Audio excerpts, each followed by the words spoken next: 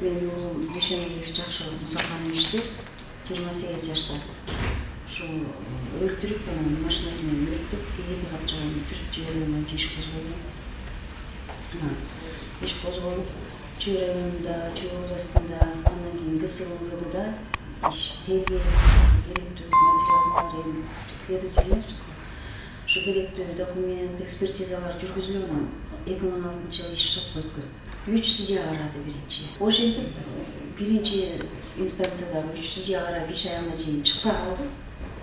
Биринен бири өтүп, бир судья карап ушуну кылды, экинчи судья карап декретке чыгып кетти. Иш жарыш сөзгө келип эле токтомго келип эле токтоп калат да, кайра башынан. Ошентип 4-чү судьяга келди, биринчи инстанцияда. Сиз ошондо бул балаңызды ушинтип ушундай оор кылмыш менен өлтүрүп кетиш эмнен көрүп жатасыз? Күбөлөрдүн көрсөтмөлөрү менен мен дагы ушул акыркы мезгилде Чылпакбаева Курулуштун Бекишина деген аялда көрдүм. Себебин түшүндүрүп кетсеңиз. Себеби дегенде ушул балам такси айдап иштеп жүрөм, бул аял менен таанышыптыр. Анан бул балама 6-7 оформить этиптир.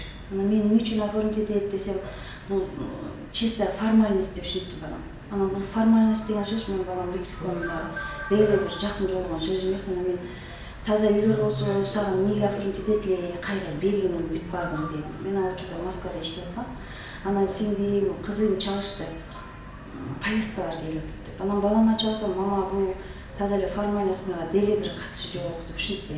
Анан мен келдим май айында, келгенде эле 8-июнда муну кызымдын үйүндө отурсам ошол жерге издеп келди. Уулумду. Андан кийин билсем айылдагы энимдикине барыптыр. Токмокто сиңдимдин үйүнө ошол иниси экөө издеп жүрүптүр. Андан кийин ошол иштин материалдарын карап отуруп деле көрдүм да, көрсө телефондору чыгыптыр ушул.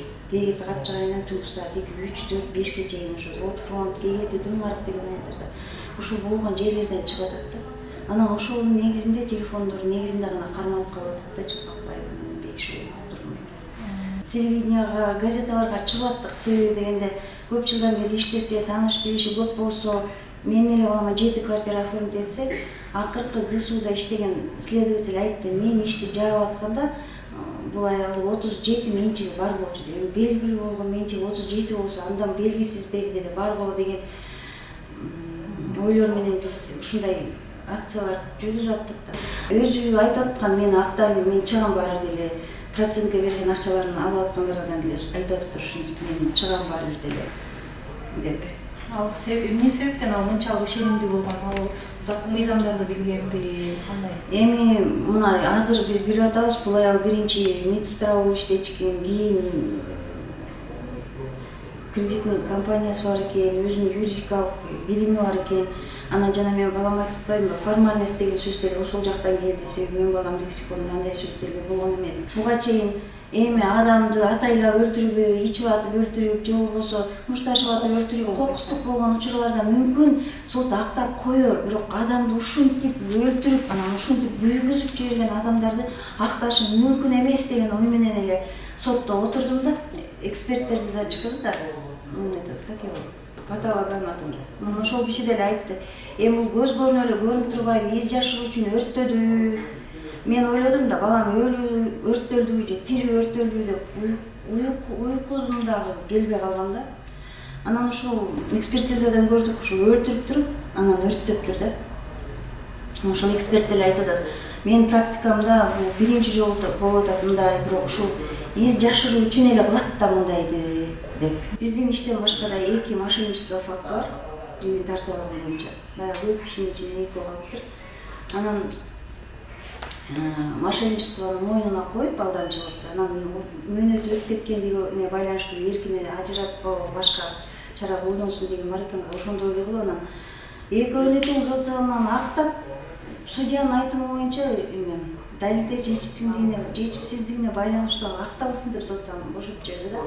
Калган доказательствонун баары жок кылынсын деп. Биз таң калып, мес болуп эле ушинтип туруп калдык. Биз аз бериши мүмкүн го, бирок кантип эле ушундай өлтүргөн ушинтсин, бирок бошотуп деп күткөн Ким экөөнү бошотуп ийди? Бекиш уулу Тургунбек иниси, анан Чылпакбаева Курулуштун Бекишина. Кайсы сотто болду? Кайсы? Бул Токмок шаардык сотунун председатели Динеевдин чечими болду да. Анан биз даттануу жазып областтан 2020-жылдын 24-мартында Чылпакбаева бурулусунду 12,5 жылга соттоп Бекиш уулу Тургунбекти бошотту. Эми менин балам деген 95 килограмм, бою 175 сантиметр. Мен баламды деген эми азыр көзүм жетпейт, бирок уруп сабап колтойгон эле киши мени өлтүр деп туруп бербейт да. Аны деген өлтүрүш керек болчу, машинага салыш керек болчу, машинаны кээдиге айдап барыш керек болчу, кээдиден өрттөп, күйгүзүп, бензинди алыш керек болчу, ошонун баарын өрттөп машинаны түртүш керек болчу. Сот областта жазып Чылпакбаева жалгыз жасады деп. Жалгыз эми аял ушунун баарын жазайт беле. Бекиш уулу Тургунбекти актап атат. Менин азыркы кайрылуумдун себеби Бекиш уулу Тургунбекти дагы ушул мыйзам чегинде адам өлтүрүп күйгүзгөндүгү боюнча жазасын алышын талап кылам да. Азыр эми бизде жогорку сотто кабыл жүрүп жатат.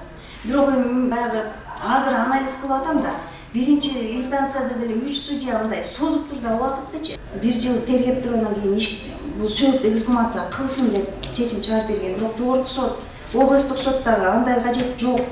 Андай дене табылбай калган жок. Дене табылды, таанылды, бүт процедуралар сакталды.